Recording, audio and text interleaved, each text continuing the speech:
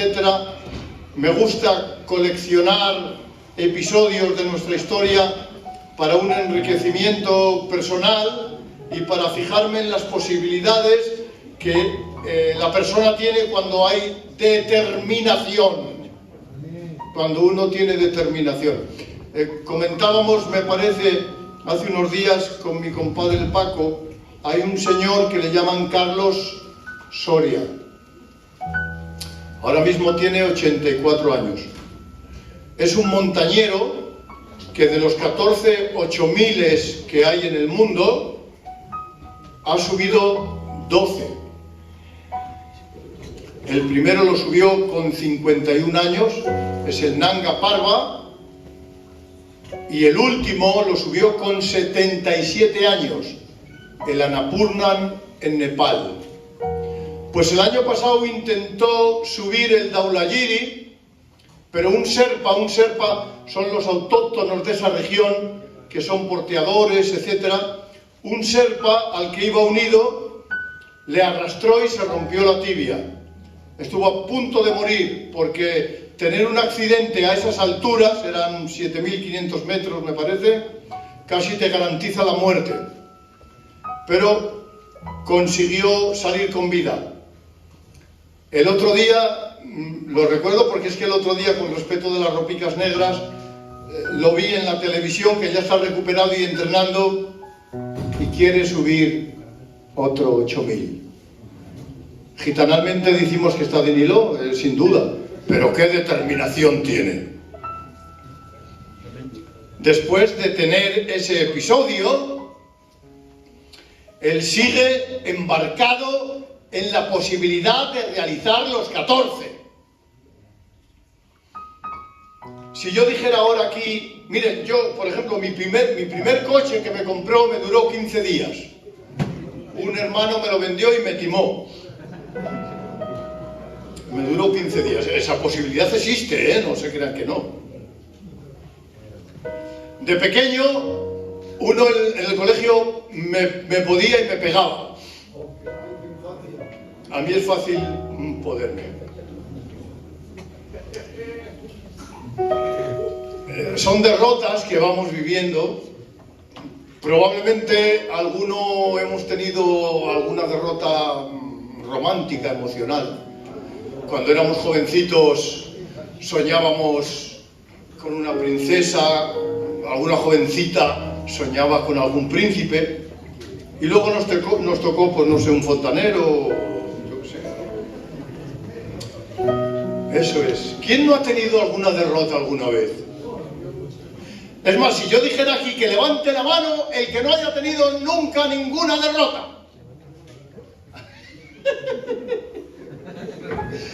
No has levantado la mano, has levantado el dedo, José.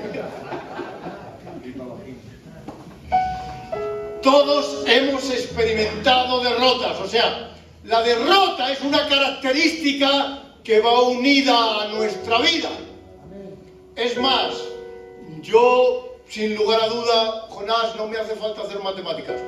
En mi vida hay muchas más derrotas que victorias, muchas más. Vamos a ver ya que hablamos de derrotas y de victorias, vamos a hablar de una batalla. Capítulo 6 de Josué, la toma de Jericó.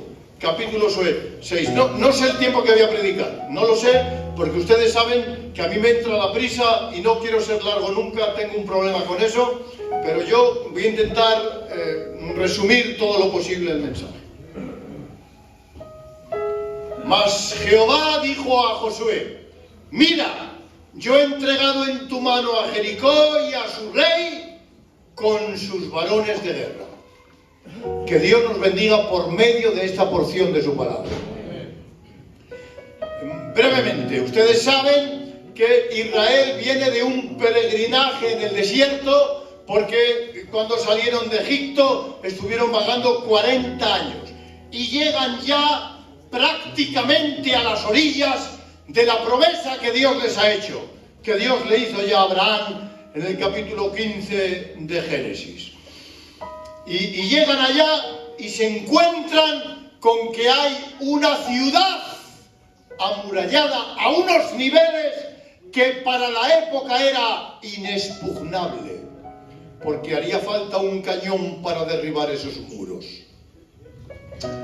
Sin embargo, ellos van allá a ver lo que pueden hacer. No voy a entretenerme con las características de la muralla, pero cuando van allí, le dice el Señor esto: yo he entregado a Jericó en tu mano. Ahí tenían que creer, Goliat. Tenían que creer, porque sus posibilidades no eran muy amplias. Tuvieron que creer. Miren, ¿qué simboliza Jericó en Canaán? Pues significa la fortaleza más grande que allí había. O sea, era muy importante, porque la primera ciudad que se encuentran es la más potente y la mejor defendida. Ustedes saben que la entrada en Canaán no tipifica o no simboliza nuestra entrada en el cielo, porque nosotros cantamos camino voy a Canaán, ¿sí? Pero no vamos a Canaán de Israel, vamos a la nueva Canaán. Lo que tipifica la entrada en Canaán es cuando empezamos a tener esa batalla contra nosotros mismos. ¿Qué tenían que hacer los que subían a Canaán? Tenían que despoblarla de todos los autóctonos. Tenían que echar de allí a todos los habitantes que merodeaban por el lugar, y tenían que colonizar aquella tierra. ¿Y qué le ha dicho a usted y a mí el Señor cuando hemos entrado a la vida cristiana? Haced morir en vosotros lo terrenal. Vestíos del nuevo hombre. Despojaos de toda la malicia.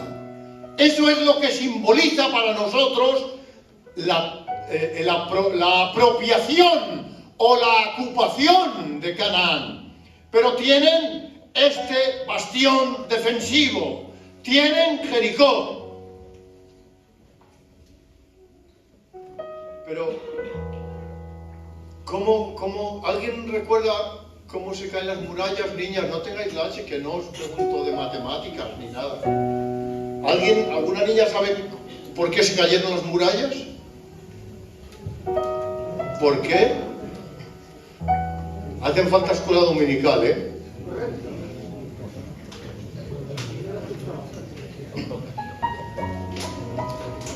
Indudablemente, yo esperaba que dijeran porque dieron vueltas y eso, pero no se cayeron por eso. Sí, por la fe, pero se cayeron porque Dios había dicho a Josué que le entregaba Canaán. Y le da una serie de fórmulas y él las hace. Pero ustedes pónganse a dar vueltas a este edificio, no 7 días, 1 año. Ya verán cómo no se cayó. Se cayó por cumplir y creer lo que Dios había hecho. Nosotros no vamos a conseguir hacer morir lo nuestro y producir en nosotros lo de Dios por lo que hagamos, sino porque Dios nos ha dado su palabra, nos ha dado su espíritu, nos ha dado sus herramientas, ha inclinado nuestro corazón al bien. Por eso es que podemos mejorar, crecer, desarrollarnos. Como bien decía Raúl, hay quien hace algo y se enorgullece de lo que hace. Nosotros no nos podemos enorgullecer de nada, porque de nosotros no sale nada bueno. Lo que sale bueno de usted lo ha producido Dios. Lo mismo que Dios hizo posible que pudieran entrar en Jericó de manera milagrosa, Dios ha hecho en nosotros de manera milagrosa que podamos entrar en una vida de victoria en el nombre del Señor. Miren, ¿qué era Jericó en aquel lugar? Pues un bastión defensivo.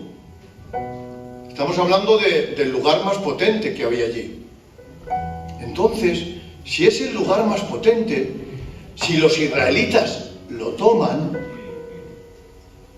si toman Jericó, los demás que tenían construcciones de empalizadas, que tenían 4 chabolas, o sea, entran los trashumantes que vienen del desierto y toman Jericó dando vueltas y tocando las trompetas. ¿Qué va a ser de nosotros? O sea, esa victoria iba a amedrentar a los otros enemigos que quedaban. Y por otro lado, iba a elevar el ánimo de los israelitas.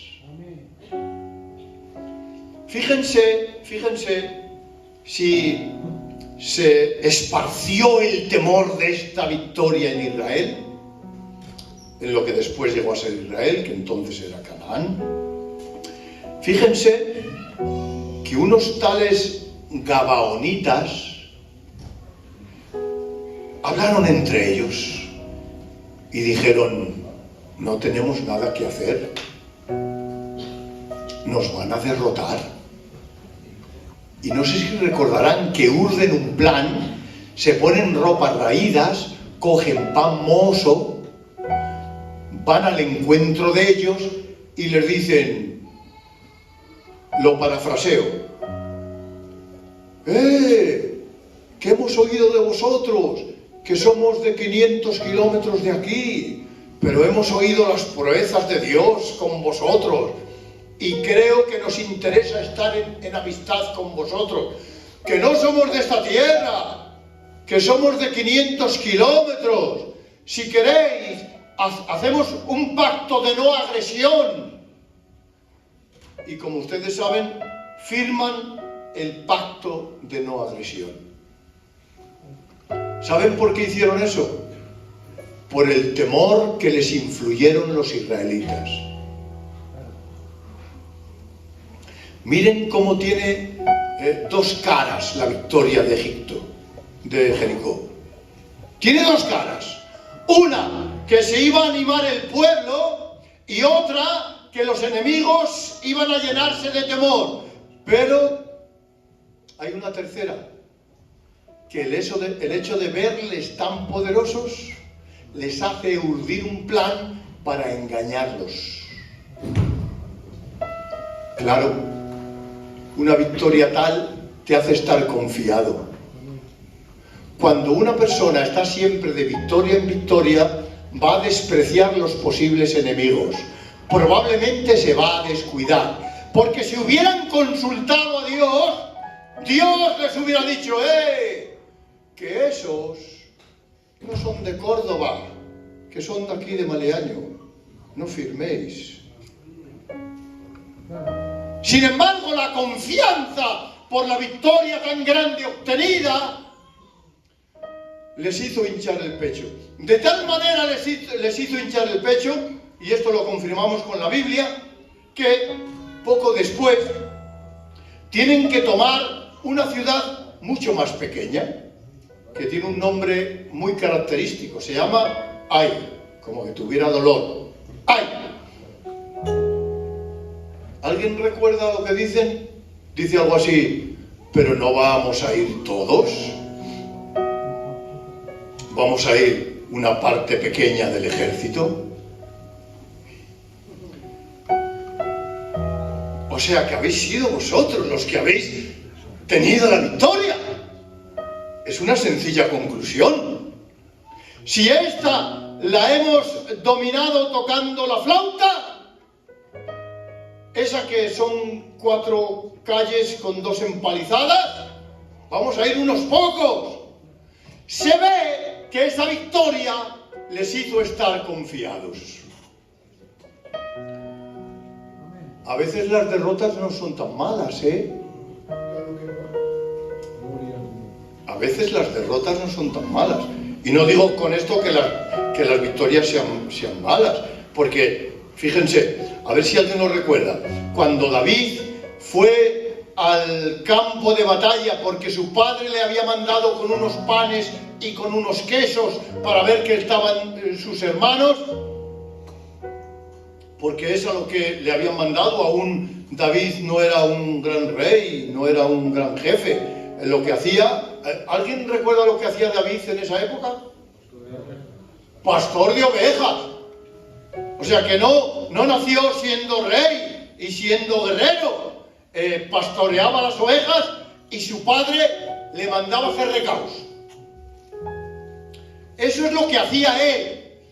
Pero había algunas cosas que hacía en secreto que no las publicaba en Facebook, ni en Instagram, ni en nada de eso. Miren, se quiere enfrentar con Goliat, porque nadie se atreve. Y miren, esto aquí hay que hilvanar muy fino.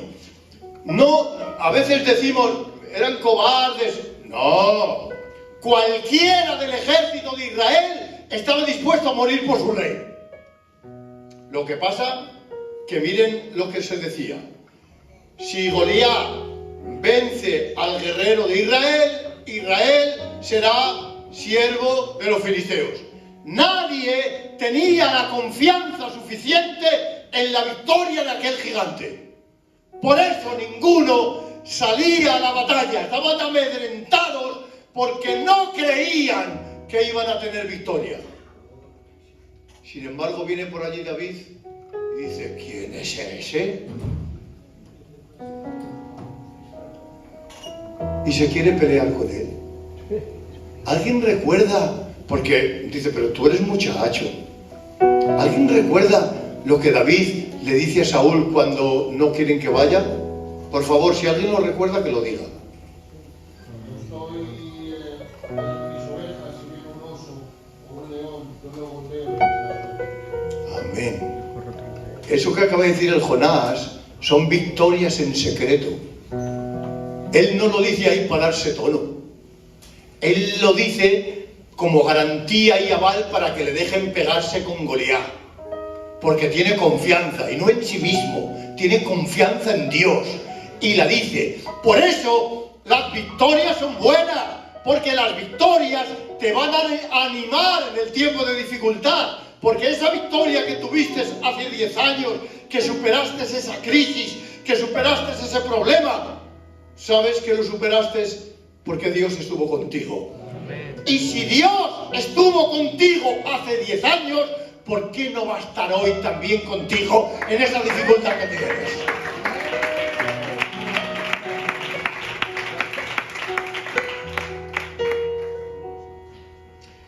Y hay otra particularidad cuando uno tiene una victoria en un área, es que cuando Israel tiene aquí esta victoria, gana un punto estratégico. Porque no se olviden que Jericó, hombre, me encantaría tener un mapa. Jericó está nada más pasar el Jordán. O sea, lo primero que te encuentras es Jericó. O sea, es la estrategia de tener un bastión en el lugar donde te pueden invadir los enemigos. Era un lugar estratégico.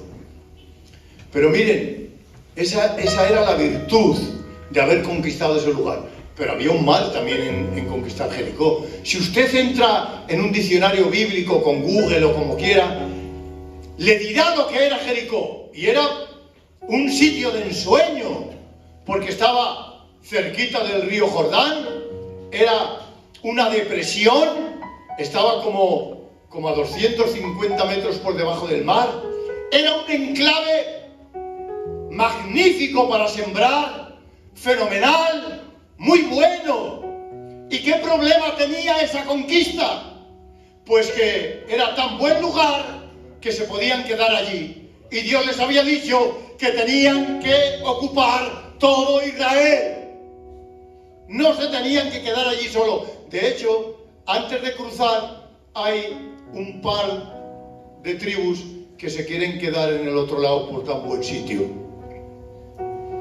O sea, que estar tan acomodado, que estar tan bien, no siempre es tan bueno. Ustedes saben que hay algunas aves que cuando las crías ya son grandes que tienen que volar, les quitan el mullido a los nidos para que les pinchen los pinchos. A veces hay circunstancias que nos ocurren en nuestra vida que Dios nos permite para espolearnos, para que no nos conformemos, para que avancemos, para que deseemos crecer, para que deseemos luchar. Claro que vencer implica luchar, implica abnegación, pero es a lo que Dios nos ha llamado, hermanos. Como bien decía el otro día, el llamado que hemos recibido de alguna manera nos impele a mejorar. Debes de ser un fiera tú, Emilito.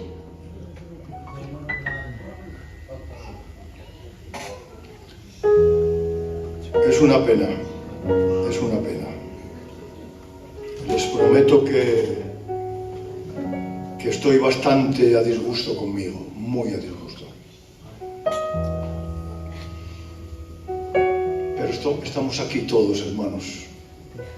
Estamos aquí y tenemos oportunidad de seguir luchando, de seguir mejorando, de seguir avanzando. Yo acabo de hacer una pregunta acerca de Jericó. Y no, por supuesto no voy a hacer más, no voy a hacer ninguna pregunta más. Pero a veces hago preguntas y es cierto que está el factor vergüenza, timidez, que ¿y si no es así? ¿Y si no es? Ese miedo hay que perderlo. Lo que hay que hacer es leer la Biblia, estudiar la Biblia. Hay mucha carencia de lectura bíblica. A veces yo tengo derrotas en mi vida porque no sé aplicar ciertas áreas de la palabra de Dios que son para mí. Así de sencillo. Pero bueno, ese no es el tema. Ese sería el tema de otro mensaje.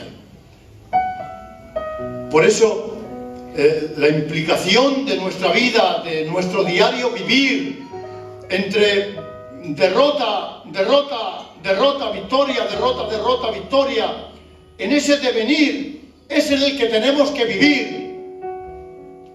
Como decía este señor, a ver si recuerdo, decía, el secreto del éxito consiste en ir de derrota en derrota sin perder el entusiasmo. Y decía Winston Churchill que, bueno, no quiero enrollarme, el político más tremendo de la historia reciente, decía, todos mis éxitos se han construido en un gran fundamento de fracasos. Yo sé que este es un lugar del que yo soy el capitán, es un lugar de fracasados. Hemos fracasado muchas veces, y yo el que más. Pero ¿que has tenido alguna victoria alguna vez? ¿A que has vencido algún vicio? ¿A que has superado una crisis? ¿A que has sabido perdonar al que te ha ofendido? Esas son victorias que vamos acumulando. Conozco personas que por haber experimentado una derrota están sumidos en la desesperación. Y es verdad que ahí experimentaron una victoria, pero como he dicho, por confiados, cuando fueron a Ai, les dieron la del pulpo, los encorrieron y mataron a 36. Miren, no quiero trivializar, pero que en una batalla en la antigüedad murieran 36 era un número muy pequeño. Sin embargo, si lee usted el capítulo 7, verá que dice la Biblia, el corazón del pueblo se volvió como agua, porque dijeron, ¿qué harán ahora las naciones vecinas? Se unirán y nos aniquilarán. O sea, unos días antes con el pecho tiraban un muro y ahora cualquier pueblo los va a destruir. ¿Por qué? Si aunque hayas sido derrotado, tienes el mismo Dios que te puede dar la victoria. Tienes el Dios que sabe trabajar contigo y espero no pasarme con lo que digo, que sabe trabajar contigo mejor en la derrota que en la victoria. Amén. Que es especialista en trabajar con los derrotados. Pues aquí, después de la derrota, se tiraron por el suelo, se cayeron, ellos mismos se desmoronaron. ¿Alguien sabe, alguien recuerda, según la palabra, cuál fue el motivo? He dicho que no iba a hacer más preguntas. Resulta que el motivo principal por el que tuvieron la derrota en Jai es porque un listo se llevó un manto, se llevó ¿cuántas monedas? Y un manto babilónico, unas monedas y un lingote de plata, ¿no? De oro. Se llevó eso cuando la orden, que ahí está, la orden cuando fue a tomar Jericó era dar vueltas, pues la orden ahora a tomar Jericó también era no cojas nada del anatema. ¿Te das cuenta? Una cosa la cumplen, otra no. Porque las cosas que te interesan, cumplirlas cuesta más, ¿eh? Y cuando hay interés, cuesta obedecer, cuesta hacer lo que dice Dios. Y se lo lleva, y claro, y se pone a orar Josué, después de la derrota, todo el santo día orando. Pero curiosamente, Kiko, no era tiempo de orar, ese era tiempo de ver cuál era el problema por el de la derrota. Y en otras palabras, no ores más, levanta, mira, junta al pueblo y cae la suerte sobre Acán y su familia. ¿Qué has hecho? No, es que había un manto desagrado, unas monedinas de verdad que brillaban y un lingote que estoy desmayado ahora para entrar en Canaán, para empezar.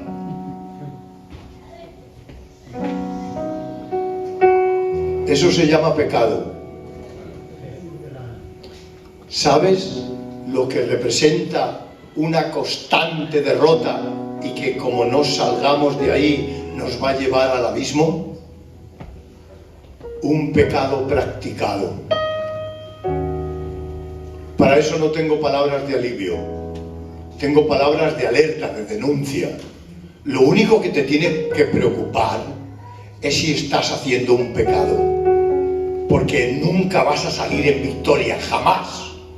Si estás practicando un pecado, huye por tu vida, escapa, ora a Dios, pide ayuda, porque de ese fracaso no se sale. Para salir de ahí hay que dejarlo. Todas las demás derrotas que tengas, económicas, románticas, aspiracionales, cuando digo aspiracional, porque uno quiere ser pastor, responsable, presidente y no lo... Eso, perdóname, es paja para el burro. Si estás a cuentas con Dios, tienes una vida de victoria, una vida de gloria y de bendición. Amén.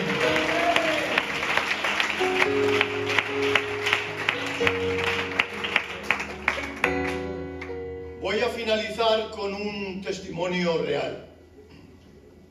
Guardamos estas notas.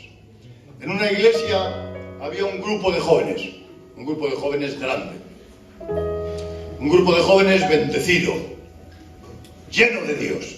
Pero como jóvenes les vino un tiempo de crisis, hace muchos años, les vino un tiempo de crisis. Y de tal manera, pues que prácticamente no venían al culto y si venían se sentaban al último y no participaban de nada.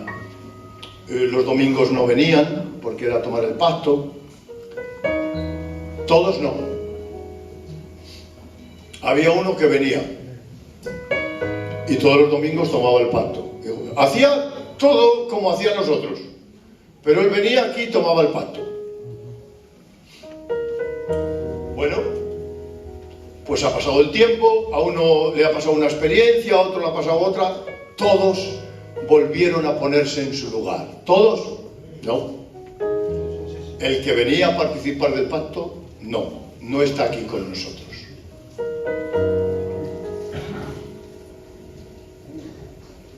¿Te das cuenta? Tienes algo, lo ocultas y lo ocultas por siempre. No digo que se lo digas a nadie, ¿eh? No me malinterpreten. Digo que se lo digas a Dios y que lo dejes. Eso sí te va a sumir en derrota continua y constante. Deja lo que te arrastra al infierno y vivirás en victoria. Fuertes aplausos.